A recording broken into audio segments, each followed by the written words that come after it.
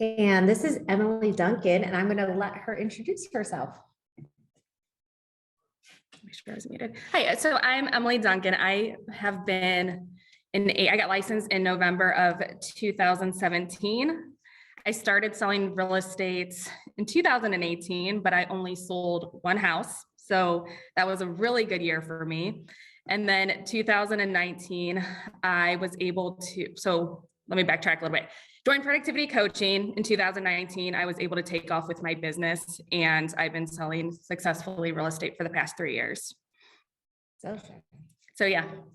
I didn't mean to do that. I'm trying to get your faces out of the way for you. I'm not so good at this.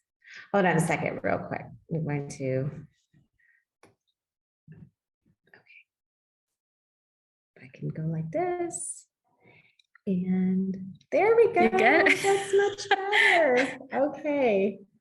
Okay, so I am going to try to follow this PowerPoint as much as I possibly can, but I probably will go on down weird rabbit holes, because I don't think in this business there's a one size fits all. So I am just going to be very honest with how I've been able to grow my business, the challenges, and I'm not just going to sit here and talk about my successes and pretend like it's been easy, because it definitely hasn't. So if you have any questions, or if you want to interrupt me at any time, please feel free to go ahead and do so.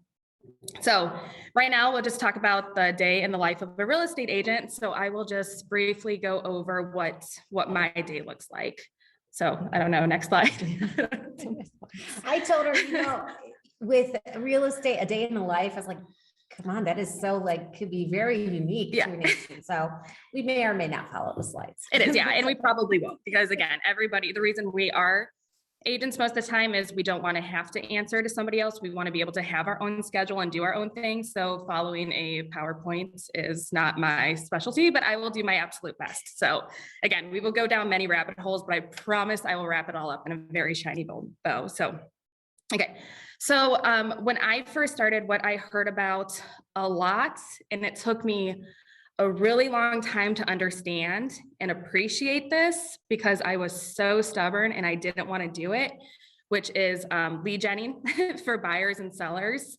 And also in all of that was, can I take the PowerPoint down? Or no? Yeah. Okay. Let's not even do the PowerPoint. Let's not do the PowerPoint. Well, you can, but it's distracting me because I'm going to go off. Okay, cool. So this one, is it still up or no? It's not up at all. Okay, so I'm just going to talk. Sorry, you're just going to have to sit here for an hour and listen to me talk.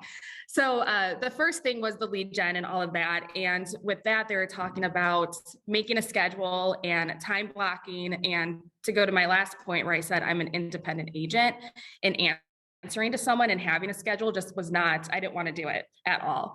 So my first year, the reason I was floundering so much is because I didn't understand and I didn't implement that. So once I joined Productivity Coaching, my coach at the time, who was Jennifer's coach as well, he really, really put that in us to show up, to time block, and to set a schedule. So what we were doing at first is we were meeting at the office at 8:57. We were starting at 9 o'clock, so we had to be there 3 minutes early. And then in the beginning, it was always the same thing. We would meet up. If we were late, we would get in trouble, which, I mean, we didn't really get in trouble, but we were supposed to have consequences. So we would show up, start at 9 o'clock, watch a motivational video, do role play for 10 minutes, and then we would start with our lead gen calls. And we did that from Monday through Friday for 2 or 3 months, I would say. It was for a few months. So once I started doing that, showing up and actually being present and time blocking that, I believe it was 16 appointments in about, I want to say it was in a week, it was 3 to 5 days. I was able to set 16 for sale by owner appointments. So that's when something clicked in me, like, oh, I guess I do have to set a schedule and I do have to time block this time for myself.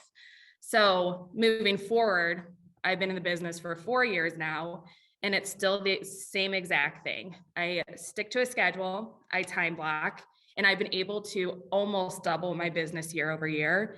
And it truly was because I make the time to time block and do lead gen, and I don't make excuses for it. So this is what my day looks like in the life of a realtor. I wake up around, we'll call it 6:30, some days at 7, but it's okay. So I wake up, I work out, I will read, and then I am now showing up at the office every day again at 9 o'clock. I was doing lead gen at my house, but I need a change of environment. So start at 9 o'clock, do lead gen until 11 o'clock. And then I do my follow-ups until noon. And then I do all of my appointments between the hours of noon and 7. So that is what I am currently doing. And my life is so much better when I actually stick to that schedule because I'm not running around like a crazy person. So again, when I work out, after I read, when I come in and lead gen, the 3 things that I'm lead genning currently is I'm working on expireds, my social media, and I'm farming neighborhoods.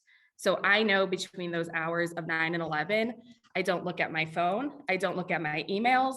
I don't look at my computer. I come in and I do not talk to anybody. Sometimes I slip a little bit, but I don't answer emails or anything until I'm done with doing those 3 things that I need to do every single day.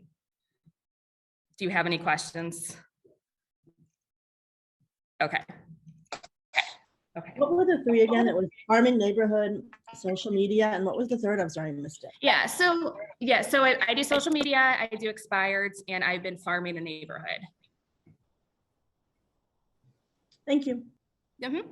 So before that, so every few months I tweak what I'm doing, and those are the 3 that I'm focusing on right now. I am really big on tracking my numbers. I don't like to work and waste my time. I'm big on tracking how many contacts I have to do, how that converts into business, and what my ROI is. So in the past, I had, like I mentioned earlier, was doing a lot of for sale by owners. However, once I kind of, I don't like saying this, it sounds cocky, but once I master something, I want to move on to something else and see how that works out. So those are the 3 that I just started. So I'm still in week 3 of that. And that's still on top of your follow-ups with your previous clients, with your sphere, with those things. That's correct. So those are what I do from 9 to 11. Those are. Hey, when you say farm, what's farming a neighborhood? You just pick one, what? So I'm very strategic in everything I do. Again, I'm very honest. I'm very to the point. I'm no nonsense. So I don't just kind of pick a neighborhood out of the sky. What I'm doing is I farm my parents' house because I've seen houses, or my parents' neighborhood. So I've seen houses go up there between the price point of $650,000 on the low end and then 1.1 million. And they just started building those houses about 10 years ago. And what we know is people aren't staying in their houses for more than 5 years in this market. So I farm to their whole neighborhood, and it's really easy to say, hey, I'm not also a real estate agent. I'm also your neighbor, even though it's my parents' neighbor. I did live with them at one point, so it's not completely a lie. And then I looked in the neighborhood. So I'm doing it in Wadsworth. So what I did is I brought up the MLS, and I will look at houses that have been selling in the past year, what their age is, and what their price point is. And then I farm to those neighborhoods, because what I know is people in those, by looking at the MLS for the houses that sold in the past year, I know people in those neighborhoods are moving. Does that make sense? That's what the farming means. Okay. Yes. I thought that was really helpful. One of the guidelines you said is people are staying 5 years. I think it would be helpful to learn more of those type of, statistics, to help. Yeah. For sure. I don't know if Jennifer just left me. You can see her walking. I don't know if she's going to have more classes on that. I know that they offer classes like that about what the market looks like, but I don't think that's a bad idea. And I'm really big into numbers. I'm big on statistics. So I would nerd out over those numbers. But those are just things, or how long have you been licensed? I'm very new. Okay. So this is all helpful.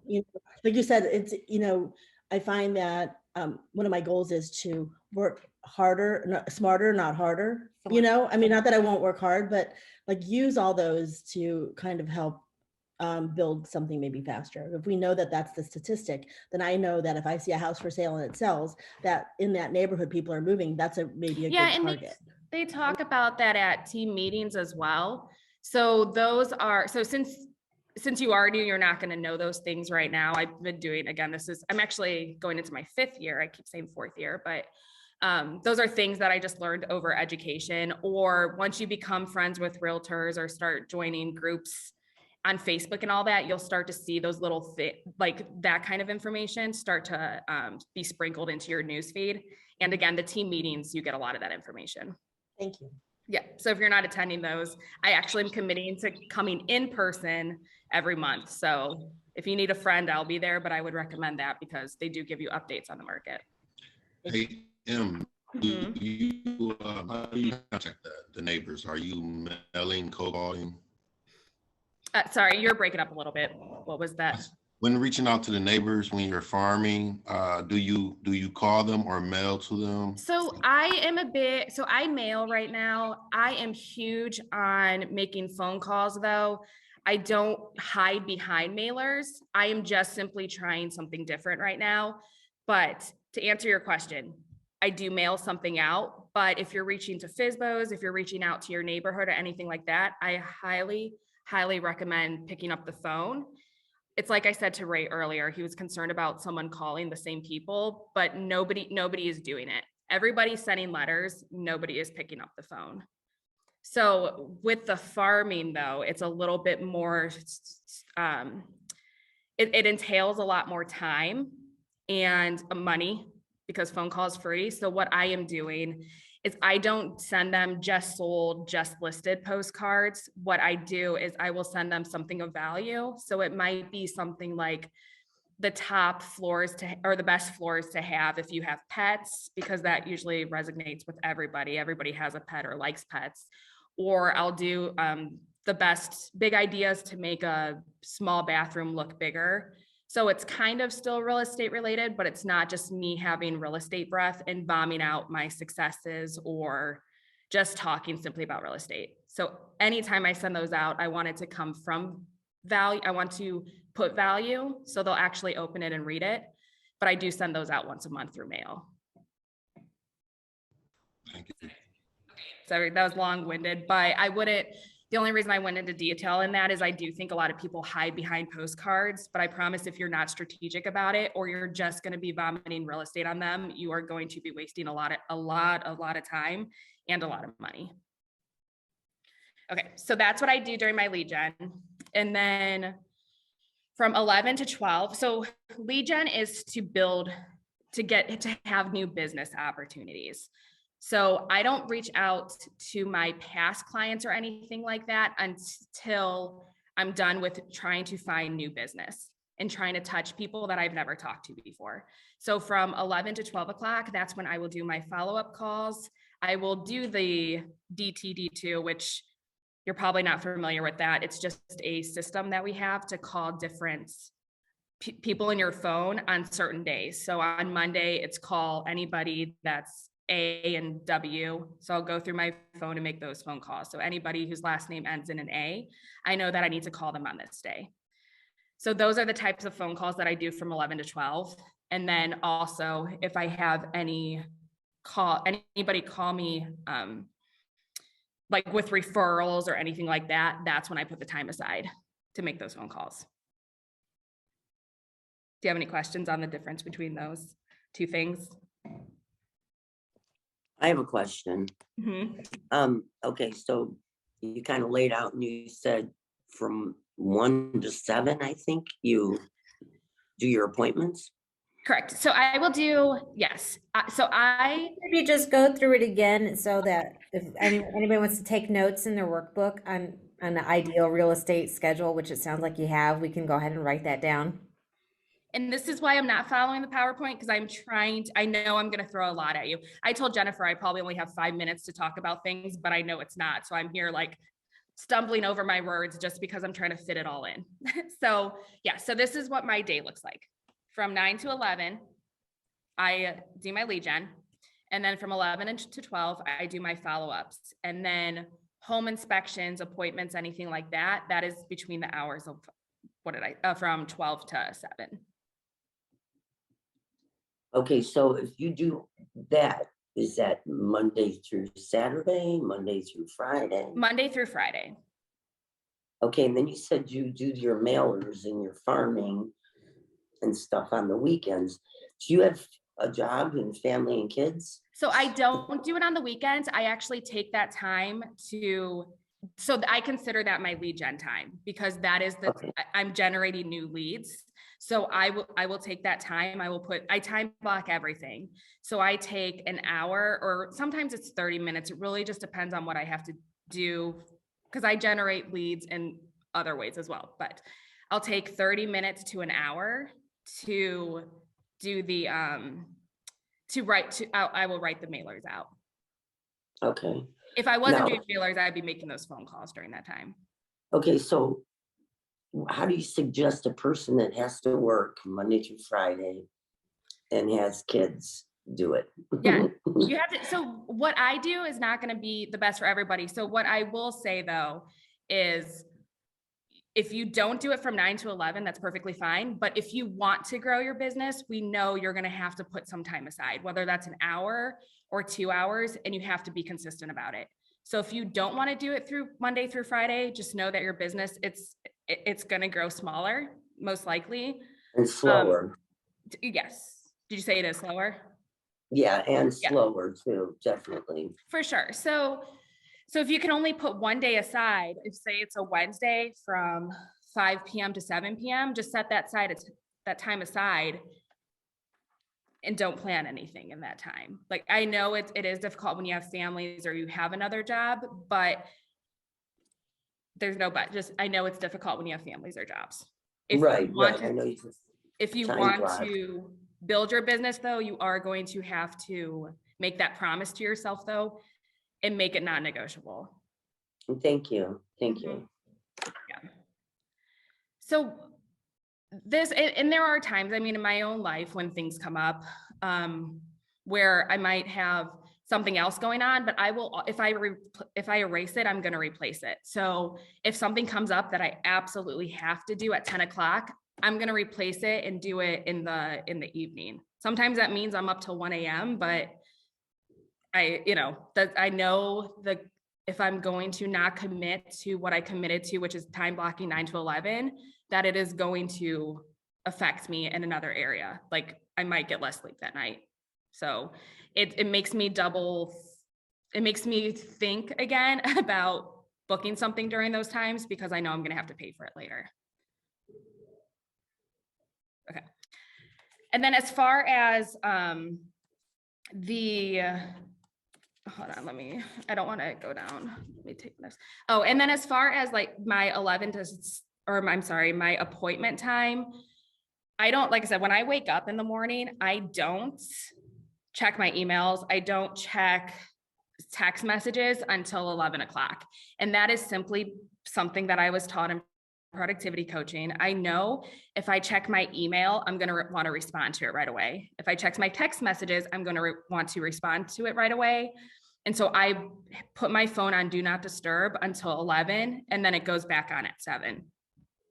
If I don't do that, because I am busy in my personal life, in my business, if I don't do that, I lose my mind. I get really exhausted. I don't take time to myself. So that is why I am big on time blocking, because I know if I don't do that, I'm going to get exhausted and I'm going to be answering text messages at 11 p.m. and I just can't do that. So that is what my day looks like as a real estate agent. It's a lot of fun. And then on the weekends too, I've committed this year to taking Sundays off. So if I have an appointment come up, I will reach out to maybe one of you or somebody else to do a showing, or, I mean, usually it's only showings on Sundays. So I highly recommend you take at least one day off a week, because you deserve it if you're not taking at least one day off. And it's really the only way you can rest and not let this job get the best of you. So do you have any questions? Well, if you need anybody to do showings on Sunday, you can reach out to me. Done. If you will send me your information, I will be happy to do that. I will do that. Thank you. Perfect. Yeah. I'm going to put Emily's information here in the chat box. So how do you deal with making carving out time? I mean, the realtor schedule isn't always, it may sound daunting because you say end at 7. Well, you're not working that whole time till 7. Sometimes no, but yeah, no. So that's the thing too. This is why I lead gen in the morning and I work out in the morning and I read what I need to read in the morning, because I know if I finish my calls and everything at noon, I have the whole afternoon to myself. Or if I don't have a showing until 4 o'clock, I don't have to worry about calling somebody or writing out envelopes or answering emails or anything like that. I can chill on my couch if I want. Yes. Or, do responsible things like grocery shopping or laundry. Yes. Because I think was anybody else like, whoa, 7 p.m. I'm going to work till 7 p.m. every day. And there are days I am definitely working from 9 a.m. to 7 p.m. Yeah. And that wasn't my intention to say that I'm working the whole time. I'm just saying after 7, unless I have to write an offer or things do come up, I turn my phone on do not disturb, because I will give an example of something that happened last month. When I don't set those boundaries for myself, again, I am glued to my phone. I will answer my phone at 11 p.m. and then people start to expect that from you.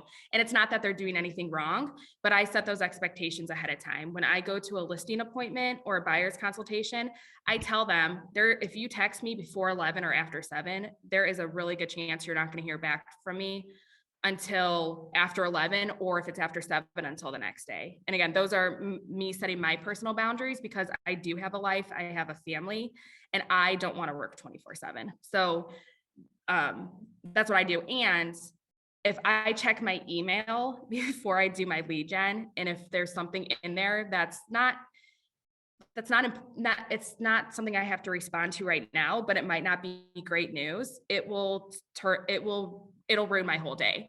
So I will not do my lead gen. I will be thinking about this and I will be addressing it and not doing what I need to do, which means I will not be growing my business. And then same thing with 7. Anything after 7 p.m. can usually wait.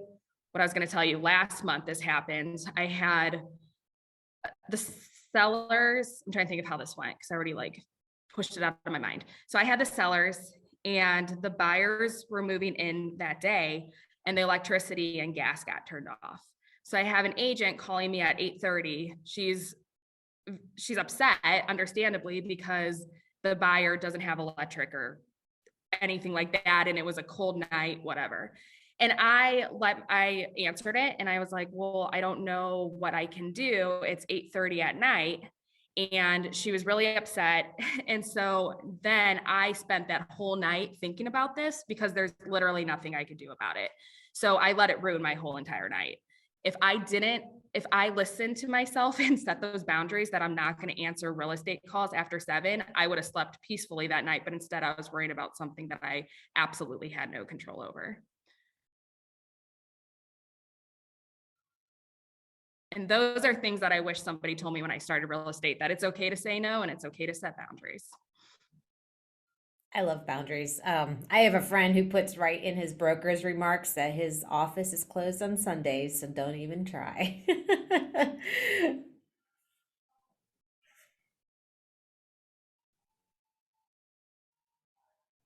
And it is more difficult if you're dual career to get that day off. And so that's going to be a challenge for you. How many people are dual career?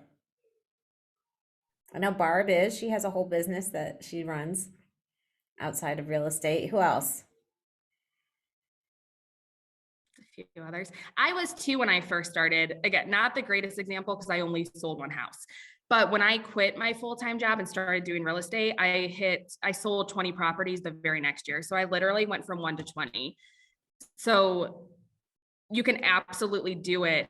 I did not, because I wasn't lead genning, and I wasn't taking the time, and I didn't understand that, like I said a million times about time blocking and scheduling. So that's why my first year, it wasn't good. So if you make this, I don't want this to sound too harsh, but if you make excuses not to lead gen, even if it's once a week, even if it's 30 minutes, whatever it is, again, just know that you're not going to grow your business because you have to put the work into it. And what was I going to say? And what you do today, you won't see those results for at least 60 to 90 days. So I will be 100 billion% transparent. Last month, I did not take the time to lead gen.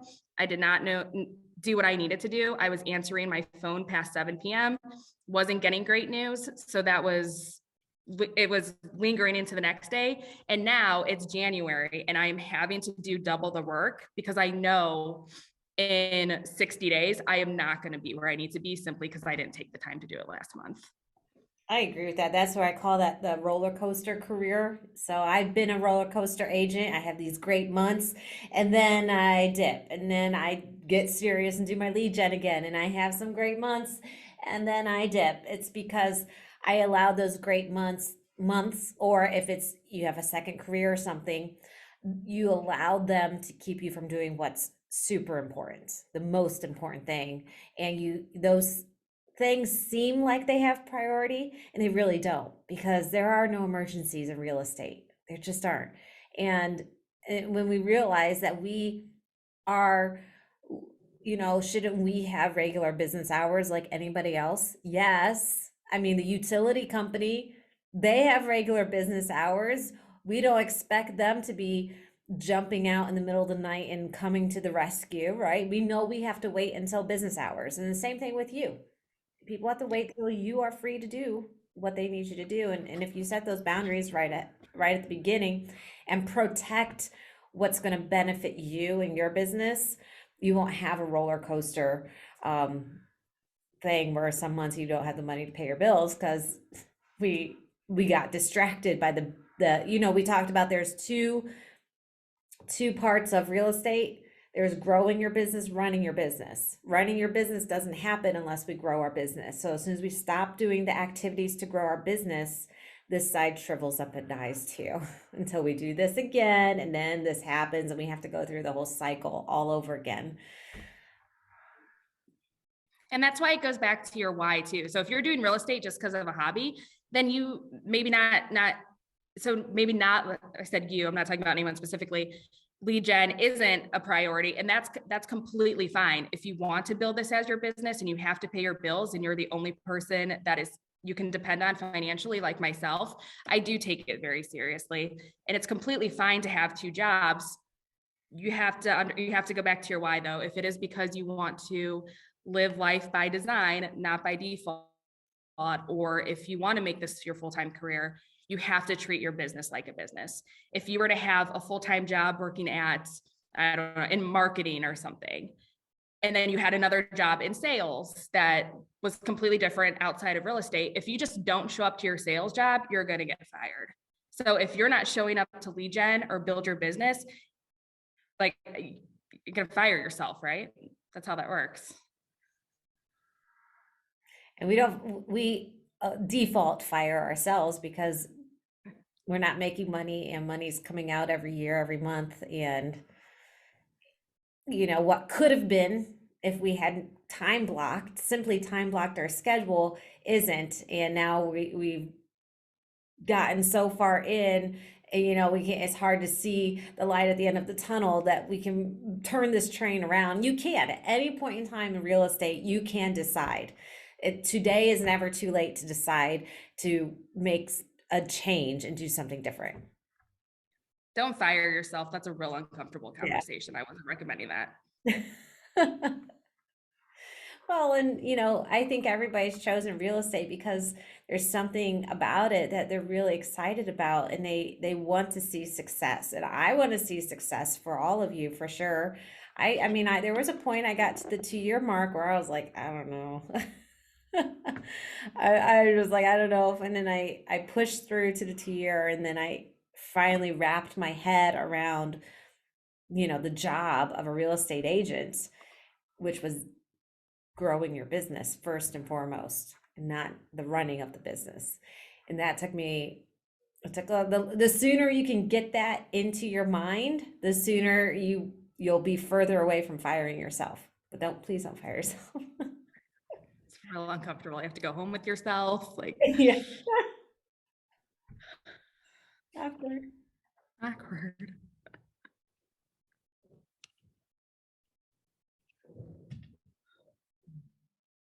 Yeah, what are your thoughts around this? Are there any, is there anything you're taking away or hearing that you're going to do something different?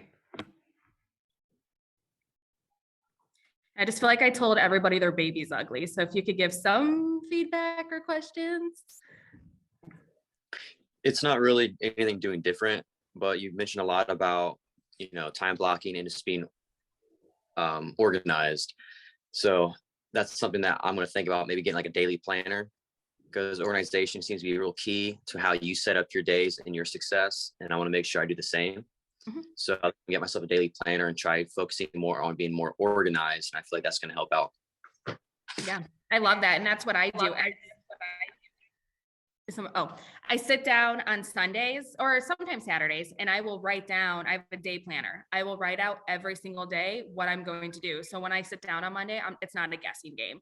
I will get as far as Monday. I will put envelopes on 300, or not envelopes, stamps on 300 envelopes. Like, I do that so that when I show up Monday, I have absolutely no excuse, especially because I'm at the office now too. And they will call me out in a heartbeat if I'm like not doing what I need to do. So, I really dig deep and I do that. And the one thing too, I don't know if this would help for you, I got an accountability partner. So I show up on Wednesday and I let them know what I need to do and what my goals are, what my expectations are for that week, how many how many appointments I want to make. And I have to report those numbers on Wednesdays. And it goes so far as if I'm not lead gen, at some points when I feel like I'm getting into I'm getting into a rut or a funk and I don't want to do it, which happens. It happens a lot. Like, I'm not going to pretend like everything's fine. There are many times where I'm like, wow, I'd rather lay in bed.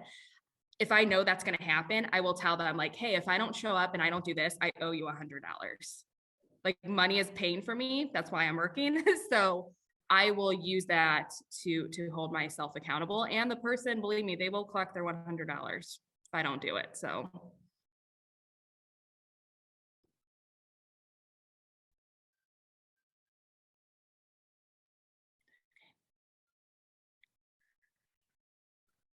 I've struggled a lot with the time blocking and the lead gen time.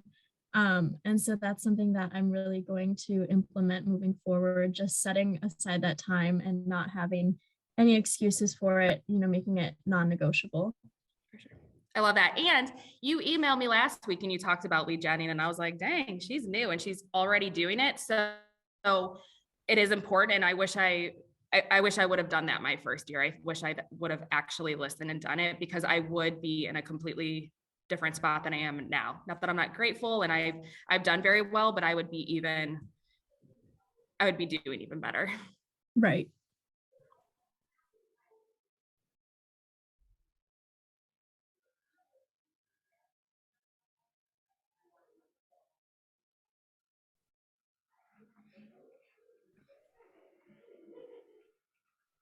I gave Emily permission for long, awkward pauses. I'm not good at those. I'm trying to be quiet. I feel like I set my schedule on a weekly basis because I am all over the place, with the kids' schedules and my husband's schedules. So, that's like what I do on Sunday. I like sit down and time block that way. Ignite has made me lead generate 5 days a week. So that's been huge for me. I was more like a 3-day a weeker, sometimes 2, not doing it as much as I should. So that's been huge.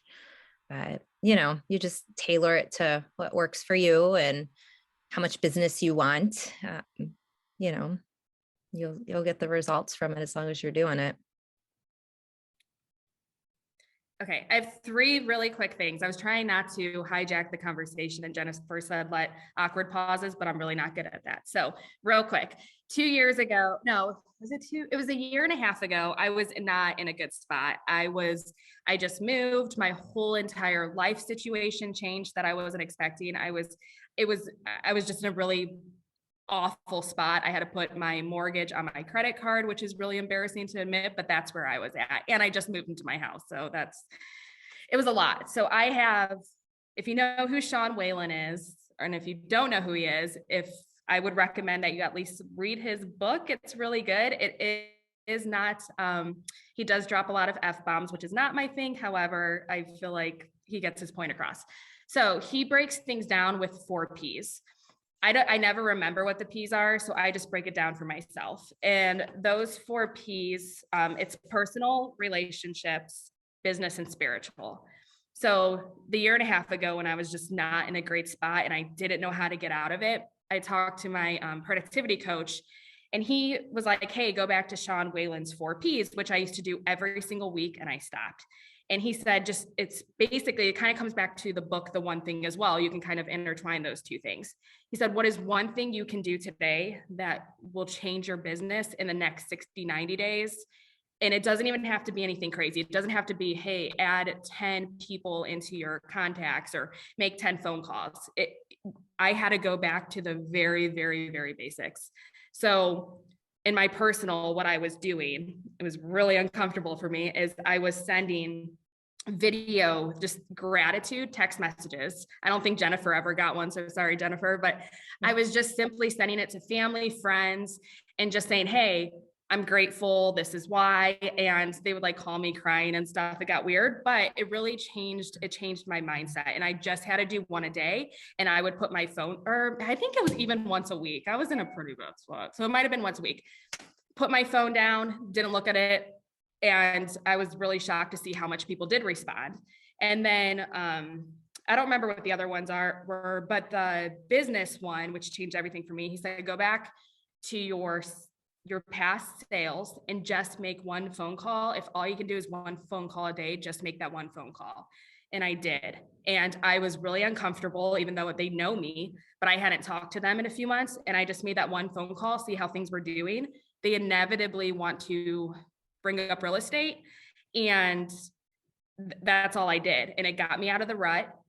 One of those phone calls I made, I hadn't talked to him. I'm embarrassed to say this, but it had been a really long time.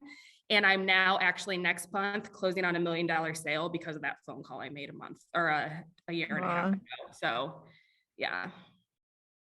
So, and to Barb's point too, if you have another job or whatever, just do that. Do one thing every single day, even if it's one phone call, and I promise you it will change your business.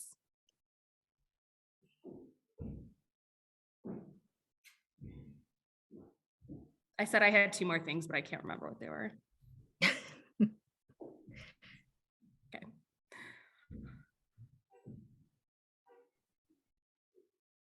I don't know either. I can't help you. I know it was. So one book I would highly recommend as a new agent, and I actually listen to it at least 3 times a year, is I'm a huge book nerd. I love books. Is Fanatical Prospecting. I think it's by Jeb or Judd. I wrote it down, but now I can't find it. Blount. It's Fanatical Prospecting. I would highly recommend that one. Nice.